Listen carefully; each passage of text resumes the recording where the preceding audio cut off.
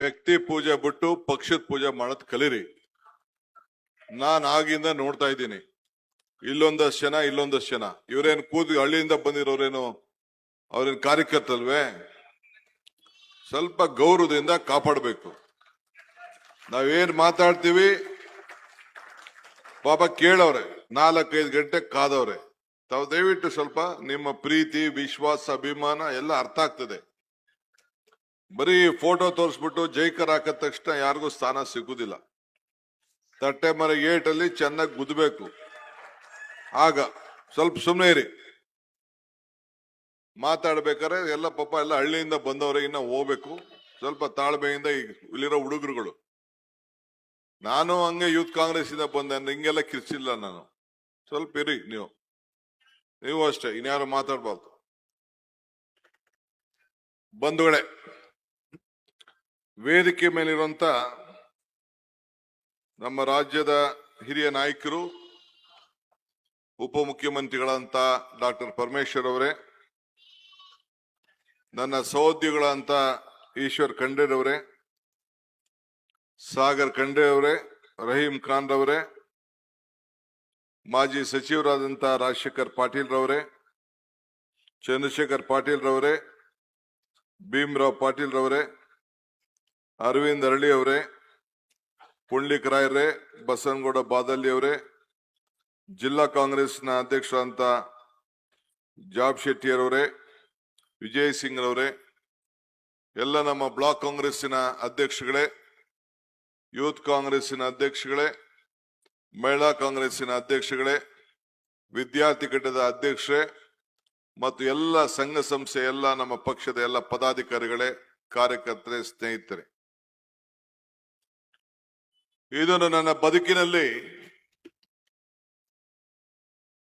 ಸ್ವಲ್ಪ ಕೂತ್ಕೊಳ್ಳೋ ಮರಿ, ನನ್ನ ಬದುಕಿನಲ್ಲಿ ಶಾಶ್ವತವಾಗಿ ನೆನಪಿಡುವಂತ ಒಂದು ದಿನ. ಡಾಕ್ಟರ್ ಪರಮೇಶ್ವರ್ ಹೇಳ್ದಂಗೆ, ನಾನು 6 ವರ್ಷಗಳ ಕಾಲ, 6 ವರ್ಷ 3 ತಿಂಗಳು ಕಾಂಗ್ರೆಸ್ ಪಕ್ಷದ ಅಧ್ಯಕ್ಷನಾಗಿ ಶ್ರೀಮತಿ ಸೋನಿಯಾ ಗಾಂಧಿ ಅವರು, ರಾಹುಲ್ ಗಾಂಧಿ ಅವರು ನನಗೆ ಅವಕಾಶವನ್ನು ಮಾಡಿಕೊಟ್ರು. ಅದಾದ ಮೇಲೆ ಎಂತ ಪರಿಸ್ಥಿತಿಯಲ್ಲಿ ನನ್ನನ್ನ ಆಯ್ಕೆ ಮಾಡಿದ್ರು ಅಂದ್ರೆ, ಆಗ್ತಾನೆ ಜೈಲಿಂದ ಬಂದಿದ್ದೆ. ಗುಂಡ್ರಾಯರು ರಾಜೀನಾಮೆ ಕೊಟ್ಟಿದ್ರು, ಬೈ ಎಲೆಕ್ಷನ್ ಅಲ್ಲಿ ಸೋತಿದ್ದು. ನಮ್ಮ ಸಿದ್ದರಾಮಯ್ಯ ಸಾಹೇಬರು ಕೂಡ, ಅವರು ಕೂಡ ನಾನು ಮಾರಲ್ ರೆಸ್ಪಾನ್ಸಿಬಿಲಿಟಿ ತೆಗೆದುಕೊಂಡು ನಾನು ರಾಜೀನಾಮೆ ಕೊಡ್ತೀನಿ ಅಂತೇಳಿ ಅವರು ಕೂಡ ರಾಜೀನಾಮೆಯನ್ನ ಕೊಟ್ಟಿದ್ರು. ಆಗ ಕೋವಿಡ್ ಕೂಡ ಬಂತು, ಒಬ್ರು ಮಾತಾಡ್ತಿರ್ಲಿಲ್ಲ. ಪೇಪರ್ ಹಾಕೋನು ಕೂಡ ರೂಮ್ ಕೆಳಗಡೆ ಪೇಪರ್ ಹಾಕ್ತಿದ್ರು, ಇನ್ನೊಬ್ರು ಮನೆಗೆ ಹೋಗ್ತಿರ್ಲಿಲ್ಲ. ಬೇಕಾದಷ್ಟು ಹೆಣಗಳು ರಾಶಿ ರಾಶಿ ರಾಶಿ ಬೀಳ್ತಾ ಇದ್ವು. ಭೀಕರವಾದಂತ ದೊಡ್ಡ ಸಂದರ್ಭದಲ್ಲಿ ನನ್ನನ್ನ ಅಧ್ಯಕ್ಷರಾಗಿ ಮಾಡಿದ್ರು. ಅಧಿಕಾರ ತೆಗೆದುಕೊಳ್ಳಕ್ ಆಗ್ಲಿಲ್ಲ, ನಿಮ್ಮನ್ನೆಲ್ಲ ಕರೆಸಿ. ಆಗ ಒಂದು ಉಪಾಯ ಹುಡುಕಿ ನಾನು ಒಂದು ಪ್ರತಿಜ್ಞಾ ಕಾರ್ಯಕ್ರಮ ಅಂತೇಳಿ ಝೂಮ್ ಮುಖಾಂತರ ಸುಮಾರು 11,000 ಪಂಚಾಯತಿಗಳಲ್ಲಿ ಮತ್ತು ವಿವಿಧ ಕಡೆ ನೀವೆಲ್ಲ ಸೇರಿ, ನಿಮ್ ಊರಲ್ಲೇ ಸೇರಿ, ಬರೀ ನಾನು ಭಾರತ್ ಜೋಡೋ ಭವನದಲ್ಲಿ ಮಾತ್ರ ಆ ಒಂದು ಪ್ರತಿಜ್ಞೆಯನ್ನು ತೆಗೆದುಕೊಂಡು ನಿಮ್ಮೆಲ್ಲರಿಗೂ ಕೂಡ ವೀಕ್ಷಣೆ ಮಾಡೋಂತ ಒಂದು ಅವಕಾಶವನ್ನ ಮಾಡಿಕೊಟ್ಟೆ. ಅಲ್ಲಿಂದ ಇಲ್ಲಿವರೆಗೂ ಕೂಡ ನಮ್ಮ ಪಯಣ ಒಳ್ಳೊಳ್ಳೆ ಅನೇಕ ಘಟನೆಗಳನ್ನ ಸಾಕ್ಷಿಗುಡ್ಡೆಯಾಗಿ ಇವತ್ತು ನಿಂತಿದೆ.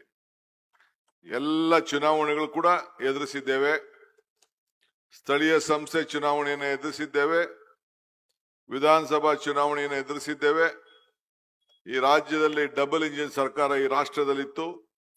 ಕೇಂದ್ರದಲ್ಲಿ ಬಿಜೆಪಿ ಸರ್ಕಾರ, ಬಲಿಷ್ಠವಾದ ಬಿಜೆಪಿ ಸರ್ಕಾರ. ಕರ್ನಾಟಕ ರಾಜ್ಯದಲ್ಲಿ ನಮ್ಮನ್ನೆಲ್ಲ, ನಮ್ಮ ಪಕ್ಷದ ಕೆಲವರು 17 ಜನರನ್ನ ಕರ್ಕೊಂಡು ಒಂದು ಅವ್ರದೇ ಆದಂತ ಸರ್ಕಾರವನ್ನ ಮಾಡಿ ನಮ್ಮ ಕಾರ್ಯಕರ್ತರು ನಿಮ್ನೆಲ್ಲ ಶಕ್ತಿಯನ್ನ ಕುಂದಿಸಿದ್ರು. ಅಂತ ಸಂದರ್ಭದಲ್ಲಿ ಈಶ್ವರ್ ಖಂಡ್ರೆ ಅವರು ಕಾರ್ಯಾಧ್ಯಕ್ಷರಾಗಿ ಕೆಲಸವನ್ನ ನನ್ನ ಜೊತೆ ಮಾಡಿದ್ರು. ನಾವೆಲ್ಲ ಸೇರಿ ಒಟ್ಟಿಗೆ ದುಡಿದು ಈ ರಾಜ್ಯಕ್ಕೆ 136 ಸೀಟನ್ನ ತೆಗೆದುಕೊಂಡು ಬಂದು, ಆದ್ರೆ ನಿಮ್ ಜಿಲ್ಲೆಯಲ್ಲಿ ಕನಿಷ್ಠ 5 ಸೀಟ್ ಬರ್ತದೆ ಅಂತೇಳಿ ನಾನು ನಿರೀಕ್ಷೆಯಲ್ಲಿದ್ದೆ. 5 ಸೀಟ್ ಬರಲಿಲ್ಲ, ಕೇವಲ 2 ಸೀಟ್ ಮಾತ್ರ ಬಂತು. ಆದರೆ ಮುಂದಕ್ಕೆ ನಾನು ನಮ್ಮ ಜಿಲ್ಲಾ ಸಚಿವರು ಕೇಳಿದೆ, ಇಲ್ಲ ತಪ್ಪಾಗಿದೆ, ಮುಂದಕ್ಕೆ ಎಲ್ಲರನ್ನು ಒಟ್ಟಿಗೆ ತೆಗೆದುಕೊಂಡೋಗಿ ಆ 5 ಅಲ್ಲ 6 ಸೀಟನ್ನ ಕೊಡಿಸುವಂತ ಕೆಲಸವನ್ನ ಮಾಡ್ತೇವೆ ಅಂತೇಳಿ ನನಗೆ ಈಗಾಗಲೇ ಮಾತನ್ನು ಕೂಡ ಈಗ ಕೊಟ್ಟಿದ್ದಾರೆ.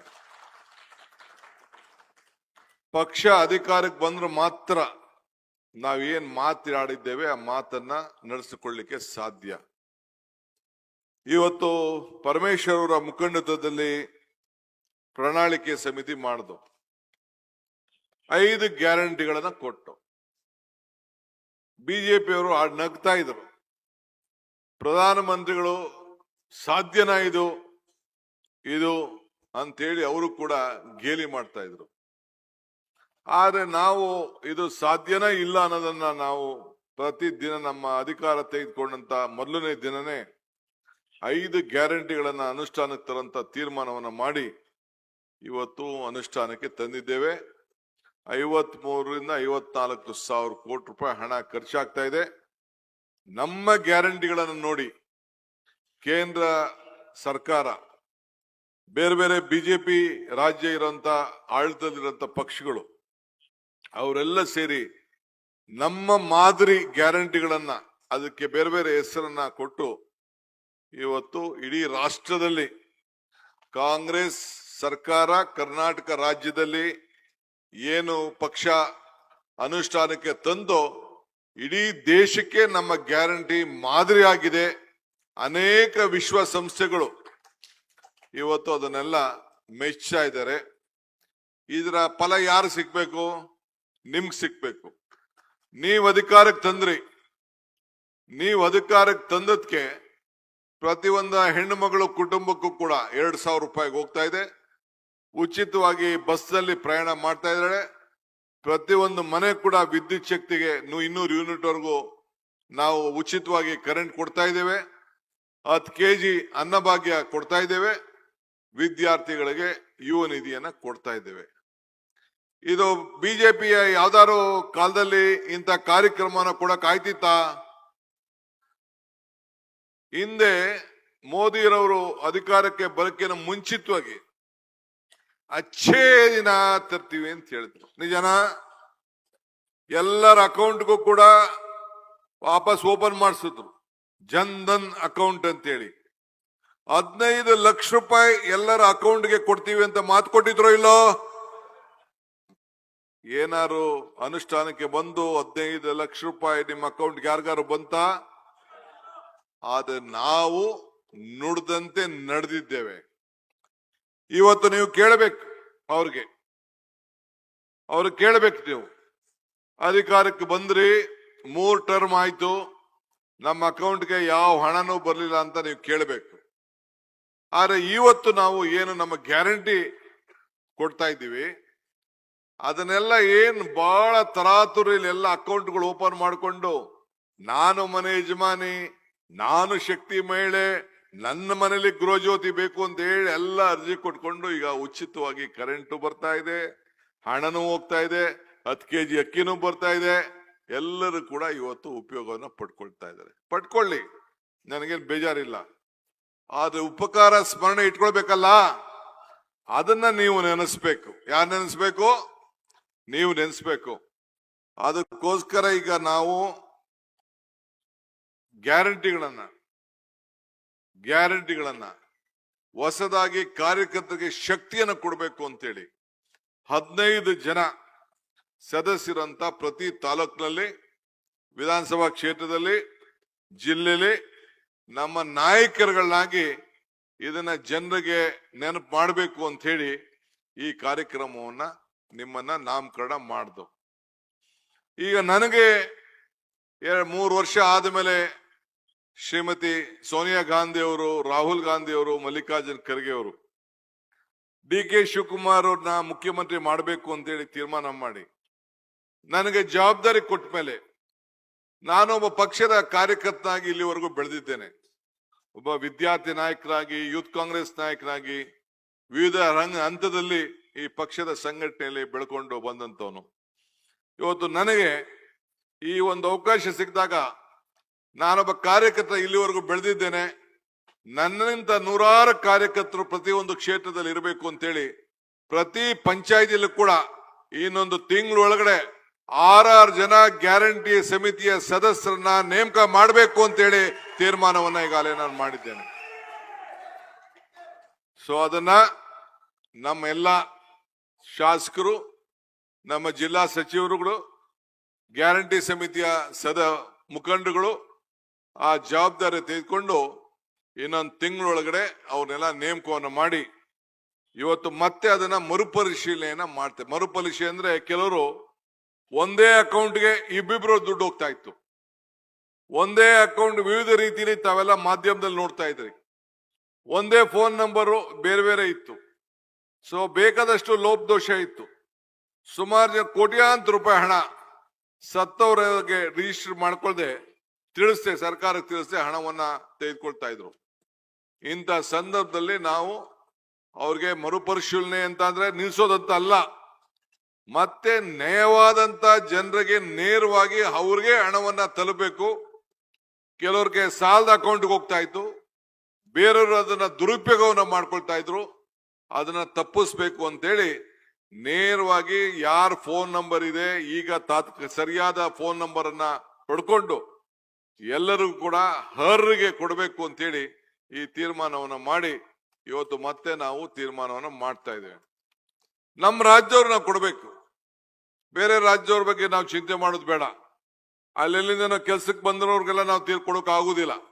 ನಮ್ಮ ರಾಜ್ಯದಲ್ಲಿರುವಂತಹ ಪ್ರತಿಯೊಬ್ಬರಿಗೂ ನಾನು ಹೇಳಿದ್ದೇನೆ, ಯಾರಿಗೂ ಕೂಡ ನಾವು ಈ ಗ್ಯಾರಂಟಿ ನಿಲ್ಲಿಸುವಂತ ಪ್ರಶ್ನೆ ಇಲ್ಲ.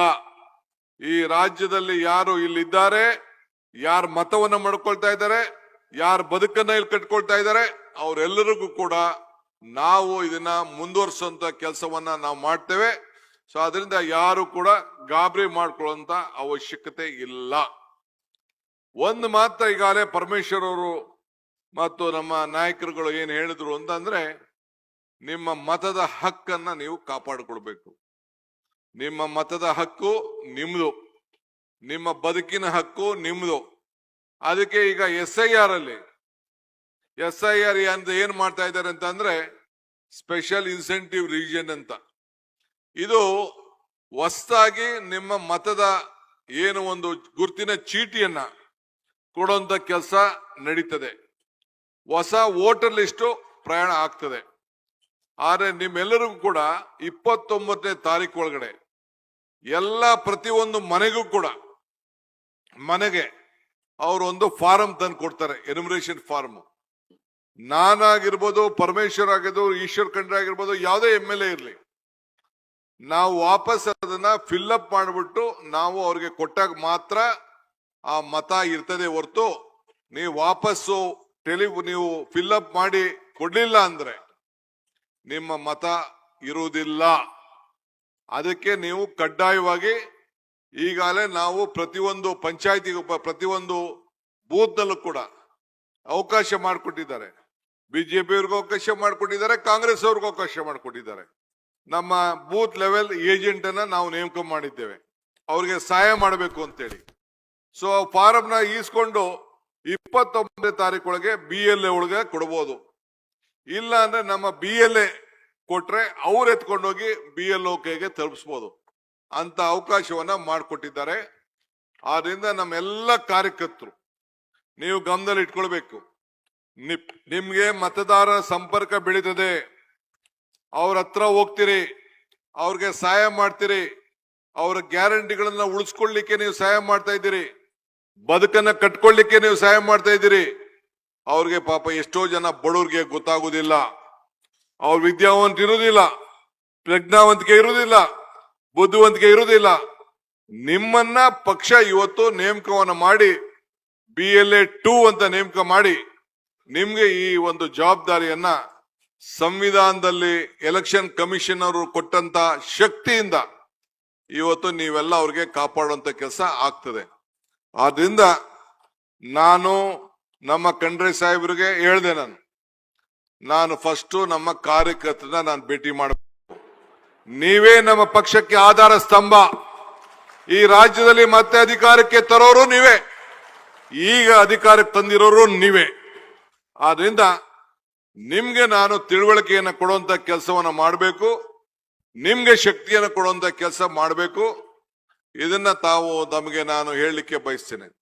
ಆಯ್ತಪ್ಪ, ಬಿಜೆಪಿಯವರು ದಳದವರು ಅಧಿಕಾರದಲ್ಲಿ ಇದ್ರು, ಇಂಥದ್ದು ಯಾವ್ದಾದ್ರು ಒಂದು ಬಡವರಿಗೆ ಸಹಾಯ ಮಾಡುವಂತ ಕಾರ್ಯಕ್ರಮ ಮಾಡಿದ್ರ? ಒಂದ್ ಹಕ್ಕಿ ಕೊಟ್ಟಿದ್ರ? ಒಂದ್ ಹಕ್ಕಿ ಓಲಿ ಬೇಡ, ಇಂದ ಯಾವ್ದಾದ್ರು ಒಂದು ವಿದ್ಯುತ್ ಶಕ್ತಿ? ಇವತ್ತು ರೈತರಿಗೆ 20,000 ಕೋಟಿ ರೂಪಾಯಿ ವೆಚ್ಚದ ಹಣ ಈ ರೈತರಿಗೆ ಫ್ರೀ ಕರೆಂಟ್ ಕೊಡ್ತಾ ಇದೀವಿ. ಯಾರು ಕೊಟ್ರು? ಕಾಂಗ್ರೆಸ್ ಸರ್ಕಾರ ಕೊಟ್ರು. ಆಶ್ರಯ ಮನೆ ಯಾರು ಕೊಟ್ರು? ಕಾಂಗ್ರೆಸ್ ಸರ್ಕಾರ ಕೊಟ್ರು. ಉಳುನ್ಗೆ ಭೂಮಿ ಯಾರು ಕೊಟ್ರು? ಕಾಂಗ್ರೆಸ್ ಸರ್ಕಾರ ಕೊಡ್ತು. ಇವತ್ತು ಎಲ್ಲ ತರದ ಹಕ್ಕನ್ನ ಇವತ್ತು ಯಾವ್ದಾದ್ರು ಕೊಟ್ಟಿತ್ತು ಅಂತಂದ್ರೆ ಕಾಂಗ್ರೆಸ್ ಸರ್ಕಾರದಿಂದ ಮಾತ್ರ ಸಾಧ್ಯ. ಆದ್ರಿಂದ ನೀವೆಲ್ಲ ನೆನ್ಸ್ಕೊಳ್ಬೇಕು, ಅವ್ರು ತಿಳಿಸ್ಬೇಕು. ಈಗ ನಮ್ಮ ತಾಯಿ ನಾವು ನೆನ್ಸ್ಕೊಳ್ತೀವಿ, ತಾಯಿನ ಅಮ್ಮನ. ಯಾಕೆ? ಅವಳು ಕೊಡುವಂತ ಪ್ರೀತಿ. ಅಮ್ಮನ ನೆನಪು ಪ್ರೀತಿಯ ಮೂಲ, ಗುರುವಿನ ನೆನಪು ಜ್ಞಾನವೇ ಮೂಲ, ದೇವರ ನೆನಪು ಭಕ್ತಿಯ ಮೂಲ, ಈ ಮೂರರ ನೆನಪು ಮನುಷ್ಯತ್ವ ಮೂಲ, ಮನುಷ್ಯತ್ವ ಮೋಕ್ಷಕ್ಕೆ ಮೂಲ. ಹಂಗೆ ಮನುಷ್ಯತ್ವ ಇರೋಂತ ಯಾರು ಈ ರಾಜ್ಯದಲ್ಲಿ 5 ಗ್ಯಾರಂಟಿಗಳನ್ನ ತೆಗೆದುಕೊಂಡು ಅವರ ಬದುಕನ್ನ ಕಟ್ಕೊಂಡು ತಿಂಗಳಿಗೆ 5,000 ರೂಪಾಯಿ ತೆಗೆದುಕೊಂಡು ಇವತ್ತು ಯಾವ ಪಕ್ಷ ಯಾರು ಕೂಡ ಇಂಥ ಕಾರ್ಯಕ್ರಮಗಳನ್ನ ಕೊಡಕ್ಕಾಗ್ಲಿಲ್ಲ. ಅಂತ ಕಾರ್ಯಕ್ರಮಗಳನ್ನ ಕೊಟ್ಟು ಇವತ್ತು ಸಹಾಯ ಮಾಡಿದ್ದೇವೆ. ಎಲೆಕ್ಷನ್ ಟೈಮ್ ಬಂದಿದೆ, ನಾನು ಬಂದು ಬಹಳ ಒಂದು ಮಾತನ್ನು ನಿಮ್ಗೆಲ್ಲ ಕೊಟ್ಟು ಹೋಗಿದ್ದೆ. ಮಾತು ಕೊಡೋದು ಮುಖ್ಯ ಅಲ್ಲ, ಆ ಮಾತನ್ನ ಉಳಿಸ್ಕೊಳ್ಳೋದು ಬಹಳ ಮುಖ್ಯ. ಏನ್ ಹೇಳಿದ್ದೆ? ಕಮಲ ಕೆರೆಯಲ್ಲಿದ್ದರೆ ಚಂದ, ತೆನೆ ಹೊಲದಲ್ಲಿದ್ದರೆ ಚಂದ, ಈ ದಾನ ಧರ್ಮ ಮಾಡುವ ಕೈ ಅಧಿಕಾರದಲ್ಲಿದ್ರೆ ಮಾತ್ರ ಚಂದ ಅಂತ ಹೇಳಿದ್ದೆ. ಈ ದಾನ ಧರ್ಮ ಮಾಡುವ ಕೈ ಅಧಿಕಾರಕ್ಕೆ ಬಂದದ್ಕೆ, ವಿಧಾನಸೌಧದಲ್ಲಿ ನಾವು ಕೂತ್ಕೊಂಡದ್ಕೆ ಪರಮೇಶ್ವರ್, ನಾನು, ಈಶ್ವರ್ ಖಂಡ್ರೆ ಅವರು, ರಹೀಂ ಖಾನ್ ರವರು, ನಾವೆಲ್ಲ ಅಧಿಕಾರಕ್ಕೆ ಕೂತ್ಕೊಂಡದ್ಕೆ ಏನ್ ಮಾಡ್ದೋ? ನಿಮ್ಗೆ ಶಕ್ತಿ ತುಂಬಿದ್ದೇವೆ. ಬಡ ಜನತೆಗೆ ಏನು ಬೆಲೆಗಳು ಗಗನಕ್ಕೆ ಹೋಗ್ತಾ ಇದೆ, ಆದಾಯ ಪಾತಾಳಕ್ಕೆ ಹೋಗ್ತಾ ಇದೆ. ಈ ದೇಶದ ಪ್ರಧಾನಮಂತ್ರಿಗಳು ಏನ್ ಹೇಳಿದ್ರು? ಚಿನ್ನ ತಗೋಬೇಡಿ ಅಂತ ಹೇಳಿದ್ರು, ಎಣ್ಣೆ ಜಾಸ್ತಿ ಖರ್ಚು ಮಾಡಬೇಡಿ ಅಂದ್ರು, ಪೆಟ್ರೋಲ್ ಜಾಸ್ತಿ ಖರ್ಚು ಮಾಡಬೇಡಿ ಅಂತ ಹೇಳಿದ್ರು. ಮೊನ್ನೆ ರೀಸೆಂಟ್ ಆಗಿ ಹೇಳಿದ್ರು, ಎಷ್ಟಕ್ಕೆ ಹೋಯ್ತು ಚಿನ್ನದ ಬೆಲೆ? ಒಂದು ಮಾಂಗಲ್ಯ ತಗೋಬೇಡಿ ಅಂತ ಹೇಳಿದ್ರು. ಇದು ಧರ್ಮನ? ಇದು ಇವತ್ತು ಏನ್ ನಡೀತಾ ಇದೆ? ನೆನೆ ಖರ್ಗೆ ಸಾಹೇಬ್ರು ಮಾತಾಡಿದ್ರು, ದೇವಸ್ಥಾನಕ್ಕೆ ಜನ ಏನು ಇಟ್ಕೆ ಕಳಿಸೋರು ಎಷ್ಟು ಜನ, ಚಿನ್ನ ಕಳಿಸೋರು ಎಷ್ಟು ಜನ, ಇದನ್ನ ಏನು ಬೆಳ್ಳಿ ಕೊಟ್ಟವ್ರು ಎಷ್ಟು ಜನ? ರಾಮ ಮಂದಿರದ ಹೆಸರಿನಲ್ಲಿ, ರಾಮನ ಹೆಸರಿನಲ್ಲಿ ಇವತ್ತು ಹಣವನ್ನ ಕೊಟ್ರು. ಏನ್ ಬಿಜೆಪಿ ಅವರೆಲ್ಲ ಮನ್ಮನೆಗೆ ಅಕ್ಕಿ ಒಂದ್ ಕಡೆ ಇತ್ತು, ಅರ್ಶನ ಒಂದ್ ಕಡೆ ಇತ್ತು. ನಮ್ದೇ ಅಕ್ಕಿ ನಮ್ದೇ ಅರ್ಶನ ಅವೆರಡು ಸೇರಿ ಮಂತ್ರಾಕ್ಷತೆ ಮಾಡ್ಬಿಟ್ರು. ಮಂತ್ರಾಕ್ಷತೆ ಮಾಡಿ ಮನ್ಮನೆಗೆ ಕೊಟ್ಕೊಂಡು ಬಂದ್ರು. ನಿಜನ ಇಲ್ಲ? ಈಗ ಕೇಳಬೇಕು, ಆ ಮಂತ್ರಾಕ್ಷತೆ ಯಾವುದು?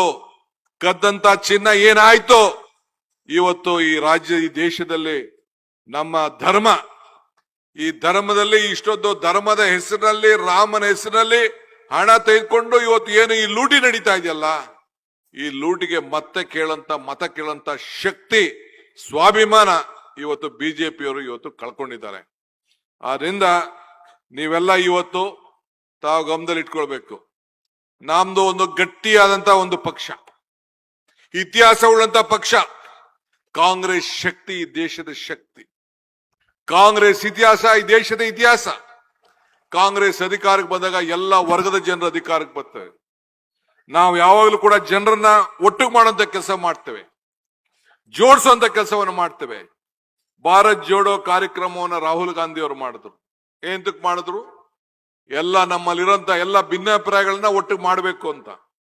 ನಾನು ಶಿವಮೊಗ್ಗಕ್ಕೆ ಹೋಗಿದ್ದೆ. ಅಲ್ಲಿ ಭದ್ರಾವತಿಯಲ್ಲಿ ಕಬ್ಬಿಣ ಕಾರ್ಖಾನೆ ಇದೆ, ಒಂದು VSA ಕಬ್ಬಲ್ ಕಾರ್ಖಾನೆ. ಆ ಫ್ಯಾಕ್ಟ್ರಿಗೆ ಯಾವುದೋ ಸಂದರ್ಭದಲ್ಲಿ ಹೋದಾಗ ಹೇಳಿದೆ, ಈ ಕಬ್ಬಿಣದಲ್ಲಿ 2 ಕೆಲಸ ಆಯ್ತದೆ, ಒಂದು ಕತ್ರಿ ಆಯ್ತದೆ, ಒಂದು ಸೂಜಿ ಆಯ್ತದೆ. ಕತ್ರಿಲಿ ಜನರನ್ನ ಕತ್ತರಿಸಿ 2 ಭಾಗ ಮಾಡ್ತದೆ, ಅದೇ ಸೂಜಿಲಿ ನಾವು ಜನರನ್ನ ಒಲಿಬಹುದು ಅಂತ.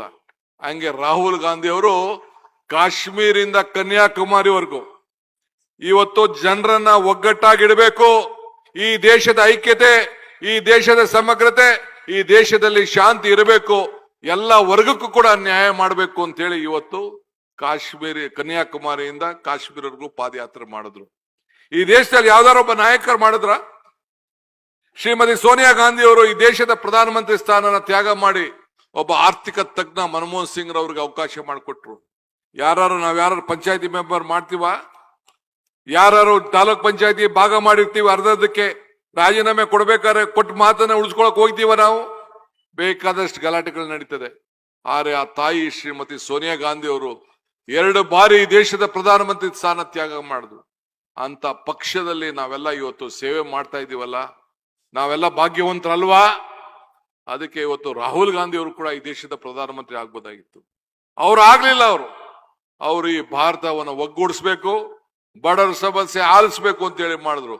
ಅದಕ್ಕೆ ಇವತ್ತು ಅವರ ನೆನಪಿನಲ್ಲಿ ಆ ಯುವಕರ ಸಂಘಟನೆಯಲ್ಲಿ ಎಲ್ಲ ಯುವಕರು ಈ ಹಳ್ಳಿಗಳಲ್ಲಿ ಇವತ್ತು ಸಾಂಸ್ಕೃತಿಕವಾಗಿ ಬೆಳೆಬೇಕು, ಸಂವಿಧಾನವನ್ನು ಉಳಿಸ್ಬೇಕು, ಯುವಕರು ಆಟ ಆಡಬೇಕು, ಅವರ ಸಂಸ್ಕೃತಿ ಚಟುವಟಿಕೆಗಳಿರಬೇಕು, ಎಲ್ಲ ಒಗ್ಗಟ್ಟಕ್ಕೆ ಸೋದರ ಭಾವತ್ವವನ್ನು ಇರಬೇಕು. ನಾವೀಗ ತಾನೇ ಒಂದೇ ಮಾತರಂ ಹೇಳ್ದೋ, ನಾವು ಭಾರತ ಜನನೀಯ ತನುಜಾತೆ ಜಯತೆ ಕರ್ನಾಟಕ ಮಾತೆ, ಹಿಂದೂ ಮುಸಲ್ಮಾನ್ ಕ್ರೈಸ್ತರು ನಾವೆಲ್ಲ ಒಂದೇ ಅಂತ ಹೇಳಿ ಕುವೆಂಪುರವರ ಹಾಡನ್ನ SM ಕೃಷ್ಣ ಅವರ ಕಾಲದಲ್ಲಿ, ಕಾಂಗ್ರೆಸ್ ಸರ್ಕಾರ ಕಾಲದಲ್ಲಿ ಹೇಳ್ದೋ. ಹಂಗೆ ಇವತ್ತು ಹಳ್ಳಿಗಳಲ್ಲಿ ಮತ್ತೆ ಪ್ರತಿಯೊಂದು ಪಂಚಾಯಿತಿಲಿ ಕನಿಷ್ಠ 200ರಿಂದ 250 ಜನ ಯುವಕರನ್ನ ಒಟ್ಟಿಗೆ ಸೇರಿಸಿ ಸಂಘಟನೆ ಮಾಡಿ ಭಾರತ್ ಜೋಡೋ ಯುವಕ ಶಕ್ತಿ ಸಂಘವನ್ನ ಮತ್ತೆ ಕಾಂಗ್ರೆಸ್ ಸರ್ಕಾರ ಈಗಾಗಲೇ ತೀರ್ಮಾನವನ್ನು ಮಾಡಿದೆ. ಅದನ್ನ ಈಗಾಗಲೇ ಇನ್ನೊಂದು ತಿಂಗಳಲ್ಲೇ ಅದನ್ನ ತಾವೆಲ್ಲ ಕೂಡ ರಚನೆ ಮಾಡಬೇಕಾಗ್ತದೆ. ಸದ್ಯದಲ್ಲೇ ನಿಮಗೆಲ್ಲ ಆದೇಶಗಳು ನಿಮ್ಮ ಪಂಚಾಯತಿಗಳು ಬರ್ತದೆ. ಅದನ್ನ ಇವತ್ತು ಆ ಕಾರ್ಯಕ್ರಮವನ್ನು ರೂಪಿಸಿದ್ದೇವೆ. ನಮ್ಮ ಸರ್ಕಾರ ಬಂದ ಹೊಸ ಸರ್ಕಾರ, ಹಿಂದೆ ಏನು ಸಿದ್ದರಾಮಯ್ಯನವರು ಮಾಡಿದಂತ ಎಲ್ಲ ಸರ್ಕಾರಗಳು ಕೂಡ ಎಲ್ಲ ಕಾರ್ಯಕ್ರಮಗಳು ಮುಂದೆ ಮುಂದುವರಿತವೆ. ಈಗಾಗಲೇ ನಾನು ಬಸವ ಕಲ್ಯಾಣದಲ್ಲಿ ಘೋಷಣೆ ಮಾಡಿ ಬಂದಿದ್ದೇನೆ, ಆದಷ್ಟು ಜಲ್ದಿ 1 ವರ್ಷದೊಳಗಡೆ ಆ ಬಸವ ಕಲ್ಯಾಣದಲ್ಲಿ ಇರುವಂತ ಅನುಭವ ಮಂಟಪದ ಏನು ಒಂದು ಇತಿಹಾಸದ ಮಂಟಪ ಇದೆ, ಕಾಂಗ್ರೆಸ್ ಸರ್ಕಾರದ ಒಂದು ಸಾಕ್ಷಿ ಗುಡ್ಡೆ ಇದೆ, ಆ ಸಾಕ್ಷಿ ಗುಡ್ಡೆಯನ್ನ ಮತ್ತೆ ಈ ಜನರ ಕಲ್ಯಾಣಕ್ಕೋಸ್ಕರ ನಾವು ಉದ್ಘಾಟನೆ ಮಾಡಿ ಅದಕ್ಕೆ ಹಣವನ್ನು ಕೊಡುವಂತ ಕೆಲಸವನ್ನ ಇವತ್ತು ಮಾಡ್ತಾ ಇದೆ. ಇವತ್ತು ಯಾಕೆ ಅಲ್ಲಿಂದ ನಾನು ಪ್ರಾರಂಭವನ್ನು ಮಾಡಿದ್ದೇನೆ ಅಂತಂದ್ರೆ, ನಮಗೆ ಬಸವಣ್ಣ ತತ್ವದ ಬಗ್ಗೆ ನಂಬಿಕೆ ಇದೆ, ಅವರ ಆಚಾರ ವಿಚಾರಗಳ ಬಗ್ಗೆ ನಂಬಿಕೆ ಇದೆ. ಎಲ್ಲ ಜಾತಿ ಎಲ್ಲ ವರ್ಗದವ್ರನ್ನು ಕೂಡ ಒಟ್ಟಿಗೆ ತೆಗೆದುಕೊಂಡಂತ ಕೆಲಸವನ್ನ ಬಸವಣ್ಣವ್ರು ಮಾಡಿದ್ದನ್ನ ಇವತ್ತು ನಾವು ಸ್ಮರಿಸ್ತಾ ಇದ್ದೇವೆ. ಇದು ಬಸವಣ್ಣನ ನಾಡಿದು, ಶರಣರ ನಾಡಿದು. ಆ ಶರಣ ಕೊಟ್ಟಂತ ಒಂದು ಮಾರ್ಗದರ್ಶನ ಇವತ್ತು ನಾವೆಲ್ಲ ಉಳಿಸ್ಕೊಂಡು ಹೋಗ್ಬೇಕಿದೆ. ಮುಂದಕ್ಕೆ ಯುವಕರನ್ನ ಬೆಳೆಸಬೇಕು. ಇವತ್ತು ಪಂಚಾಯತಿಂದ ಪಾರ್ಲಿಮೆಂಟ್ ವರೆಗೂ ನಾಯಕರುಗಳು ಬೇಕು. ಈಗ ಹೆಣ್ಮಕ್ಳು ಕೂಡ ರಿಸರ್ವೇಶನ್ ಬರ್ತದೆ. ಇವತ್ತು ನಾನು ಜ್ಯೋತಿ ಬೆಳೆಸ್ಬೇಕಾದ್ರೆ ಹೆಣ್ಮಕ್ಳನ್ನ ಕರೆದೆ. ಮುಂದಕ್ಕೆ ಯಾರು ತಪ್ಪಿಸ್ಲಿಕ್ಕೆ ಸಾಧ್ಯ ಇಲ್ಲ. 1/3 ಭಾಗ ಅಷ್ಟು ಮಹಿಳೆಯರು ಶಾಸಕರಾಗಿ ಆಗ್ತಾರೆ, ಸಂಸತ್ ಸದಸ್ಯರಾಗಿ ಆಗ್ತಾರೆ. ಇವತ್ತು ಪಂಚಾಯತಿಯಿಂದ ಇವತ್ತು ಮುನ್ಸಿಪಾಲಿಟಿ ಕಾರ್ಪೊರೇಷನ್ ಎಲ್ಲ ಕೂಡ ಇವತ್ತು 50% ರಿಸರ್ವೇಶನ್ ಇವತ್ತು ಅವತ್ತಿನ ಕಾಲದಲ್ಲಿ ರಾಜೀವ್ ಗಾಂಧಿ ಅವರು ಮಾಡಿದ್ರು. ಸಮಾನತೆ ಬಗ್ಗೆ ಘೋಷಣೆ ಮಾಡಿದ್ರು. ಹಂಗೆ ಇವತ್ತು ದೇಶದಲ್ಲಿ ಪಂಚಾಯತಿಯಿಂದ ಪಾರ್ಲಿಮೆಂಟ್ ವರೆಗೂ ನಾಯಕರಿರಬೇಕು.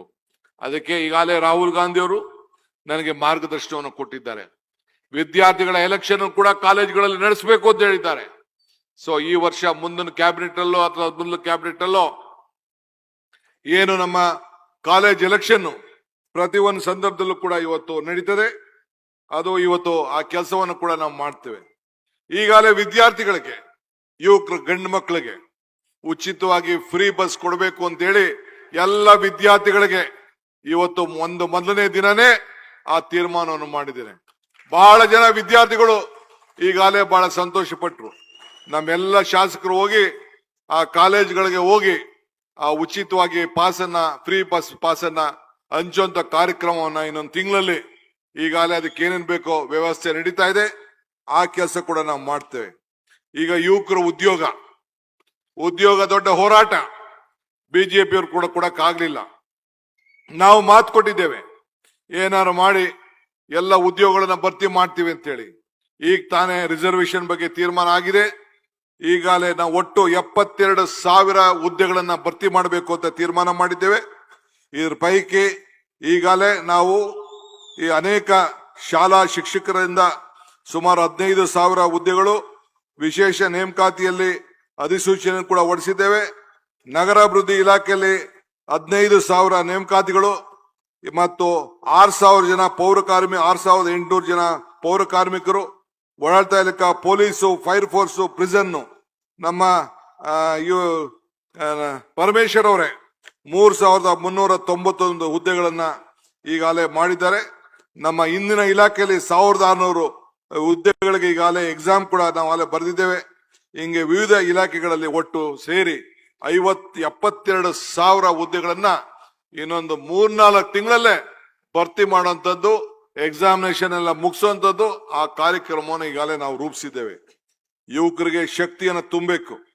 ಇದಲ್ಲದೆ ಒಂದು ವಿಶೇಷವಾದಂತ ಆಂದೋಲನ ನಾವು ಮಾಡ್ತಾ ಇದ್ದೇವೆ. ನೀವೆಲ್ಲ ಕಾರ್ಯಕರ್ತರ ಗಮನದಲ್ಲಿ ಇಟ್ಕೊಳ್ಬೇಕು. ಯಾವ ರೀತಿ ಉಳುವರಿಗೆ ಭೂಮಿ ಕೊಟ್ಟೋ ಎಲ್ಲ 6ನೇ ಗ್ಯಾರಂಟಿ ನಮ್ದು. ಭೂಮಿಗಳನ್ನ ನೀವು ಬೆಳ್ಕೊಂಡಂತ ಭೂಮಿಗೆ ಶಕ್ತಿಯನ್ನ ತುಂಬಬೇಕು ಅಂತೇಳಿ, ನಿಮ್ಮ ಆಸ್ತಿಗಳನ್ನ ದಾಖಲೆಗಳನ್ನ ಕರೆಕ್ಟ್ ಮಾಡಬೇಕು ಅಂತೇಳಿ, ನಿಮ್ಮ ಜಮೀನಿಗೆ ಪೋಡಿ ಮಾಡ್ಕೊಡ್ಬೇಕು ಅಂತೇಳಿ, ನಿಮ್ಮ ಎಲ್ಲ ದಾಖಲೆಗಳನ್ನ ಬಿ ಇಂದ ಎ ಖಾತೆ ಮಾಡ್ಕೊಡ್ಬೇಕು ಅಂತೇಳಿ, ಎಲ್ಲ ಕೂಡ ನಿಮ್ಮ ಖಾತೆಗಳನ್ನ ಸರಿಯಾಗಿ ಮಾಡಬೇಕು ಅಂತೇಳಿ ನಿಮ್ಮ ಮುಂದಿನ ದಿನದಲ್ಲಿ ಡಾಕ್ಟರ್ ಪರಮೇಶ್ವರ್ ಅವರು ಒಂದು ದೊಡ್ಡ ಆಂದೋಲನ ರೀತಿಯಲ್ಲಿ ಅವರ ಜಿಲ್ಲೆಯಲ್ಲಿ ಈಗಾಗಲೇ ಆ ಕಾರ್ಯಕ್ರಮವನ್ನು ನಡೆಸಿದ್ದಾರೆ. ಅವರ ಮುಖಂಡತ್ವದಲ್ಲಿ ಆ ಕಾರ್ಯಕ್ರಮ ನಡೀತದೆ. ಆದ್ರಿಂದ ತಾವೆಲ್ಲ ಈ ಸೌಲಭ್ಯನ ಉಪಯೋಗಿಸ್ಕೊಳ್ಬೇಕು.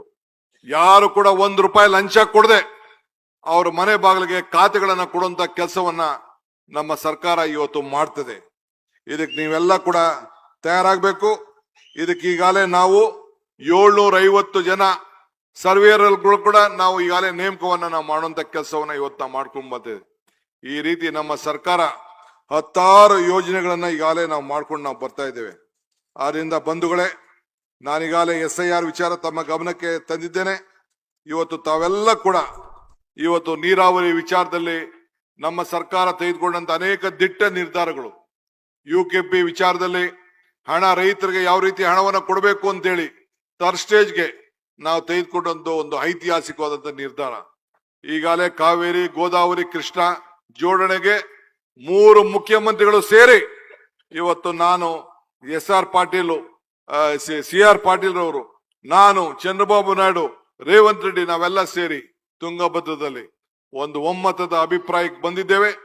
ಇವತ್ತು ರೈತರ ಬದುಕಿಗೆ ಕಲ್ಯಾಣ ಕರ್ನಾಟಕದ ಜನ, ಏನು ಬಳ್ಳಾರಿ ಜನ, ರಾಯಚೂರು ಜನ, ಇವತ್ತು ಮತ್ತು ಈ ಆಂಧ್ರ ಮತ್ತು ತೆಲಂಗಾಣ ಜನ ಎಲ್ಲರೂ ಸೇರಿ ಒಗ್ಗಟ್ಟಿನಿಂದ ವಿಜಯನಗರ, ಕೊಪ್ಪಳ ಜನ ಆ ರೈತರಿಗೆಲ್ಲ ಅನುಕೂಲ ಆಗ್ಲಿಕ್ಕೆ ಒಂದು ಐತಿಹಾಸಿಕವಾದಂತ ತೀರ್ಮಾನವನ್ನ 33 TMC ಕೂಡ ಉಳಿಸ್ಬೇಕು, ಮುಂದಿನ ಎಲ್ಲ ಯೋಜನೆಗಳನ್ನ ಮಾಡಬೇಕು ಅಂತೇಳಿ ಈಗಾಗಲೇ ತೀರ್ಮಾನವನ್ನು ಮಾಡಿದ್ದೇವೆ. ಇಂತ ಒಂದು ತೀರ್ಮಾನ ಬಿಜೆಪಿಯವ್ರು ಮಾಡಕ್ ಆಗ್ಲಿಲ್ಲ, ಒಂದು ಸಣ್ಣ ತೀರ್ಮಾನ ಮಾಡಕ್ ಆಗ್ಲಿಲ್ಲ. ನಮಗೆ ಸಮಾಧಾನ ಇದೆ. ಈಗಾಗಲೇ ಈಶ್ವರ್ ಖಂಡ್ರೆರವರು, ರಾಜಶೇಖರ್ ಪಾಟೀಲ್ ಅವರು ಹೇಳ್ತಾ ಇದ್ರು ಅಂತ ನಮ್ಮ ಜಿಲ್ಲೆಯ ನೀರಾವರಿ ಸಮಸ್ಯೆ ಬಗ್ಗೆ. ನಮ್ಮ MP ಅವರು ಕೂಡ ನನಗೆ ತಿಳಿಸ್ತಾ ಇದ್ರು, ಯುವಕರು ಈ ನೀರಾವರಿ ಅನೇಕ ಸಮಸ್ಯೆಗಳಿದೆ, ಲಿಫ್ಟ್ ಇರಿಗೇಷನ್ ಸ್ಕೀಮು ಅವೆಲ್ಲ ಕೂಡ ಈಗಾಗಲೇ ನಾನು ಚರ್ಚೆಯನ್ನು ನಾನು ಮಾಡಿದ್ದೇನೆ.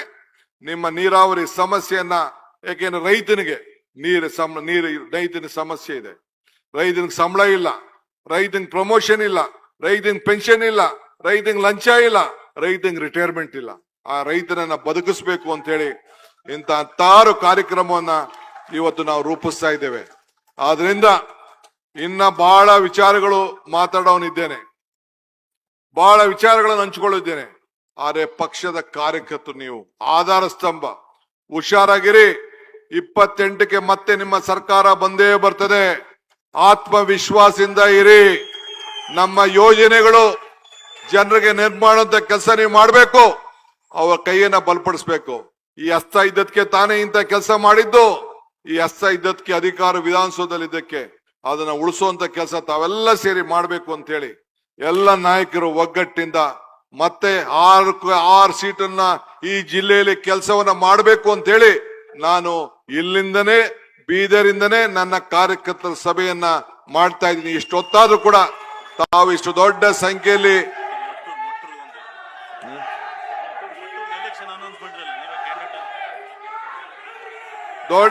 ಸಂಖ್ಯೆಯಲ್ಲಿ ತಾವು ಮಾಡ್ತಾ ಇದ್ದೀರಿ. ಆಮೇಲೆ ಸ್ಥಳೀಯ ಸಂಸ್ಥೆಗಳ ಚುನಾವಣೆ ಕೂಡ ನಾವು ನಡೆಸ್ತೇವೆ. ಇನ್ನೊಂದು 3-4-5 ತಿಂಗಳಲ್ಲಿ ಜಿಲ್ಲಾ ಪಂಚಾಯತಿ, ತಾಲೂಕ್ ಪಂಚಾಯತಿ, ಗ್ರಾಮ ಪಂಚಾಯತಿ ಚುನಾವಣೆಗಳು ಕೂಡ ನಡೆಸ್ತೇವೆ. ನಮ್ಮ ಮಟ್ಟೂರವರು ಕೂಡ ಈಗಾಗಲೇ ನಮ್ಮ ಎಲೆಕ್ಷನ್ಗೆ, ಲೋಕಲ್ ಬಾಡಿ ಎಲೆಕ್ಷನ್ಗೆ, ಗ್ರಾಜುಯೇಟ್ ಕಾನ್ಸ್ಟಿಟ್ಯೂನ್ಸಿ, ಟೀಚರ್ ಕಾನ್ಸ್ಟಿಟ್ಯೂನ್ಸಿ ಸಂಬಂಧಪಟ್ಟಂತೆ ಎಲೆಕ್ಷನ್ ನಿಲ್ಲಿಸಿದ್ದೇವೆ. ನೀವೆಲ್ಲ ಅವರಿಗೆ ಆಶೀರ್ವಾದವನ್ನು ಮಾಡಬೇಕು. ಅವರ ಗೆಲುವು ಮಲ್ಲಿಕಾರ್ಜುನ್ ಖರ್ಗೆ ಅವರ ಗೆಲುವು, ಅವರ ಗೆಲುವು ಸಿದ್ದರಾಮಯ್ಯನವರ ಗೆಲುವು, ಅವರ ಗೆಲುವು ಡಿ ಕೆ ಶಿವಕುಮಾರ್ ಗೆಲುವು, ಅವರ ಗೆಲುವು ಈಶ್ವರ್ ಖಂಡ್ರೆ ಅವರ ಗೆಲುವು, ಅವರ ಗೆಲುವು ಡಾಕ್ಟರ್ ಪರಮೇಶ್ವರ್ ಅವರ ಗೆಲುವು. ತಾವೆಲ್ಲ ಸೇರಿ ಆಶೀರ್ವಾದ ಮಾಡಬೇಕು ಅಂತ ಹೇಳಿ ಪ್ರಾರ್ಥಿಸಿ ನನ್ನ ಮಾತನ್ನು ಮುಗಿಸ್ತೇನೆ. ಜೈ ಹಿಂದ್, ಜೈ ಕರ್ನಾಟಕ ಮಾತೆ.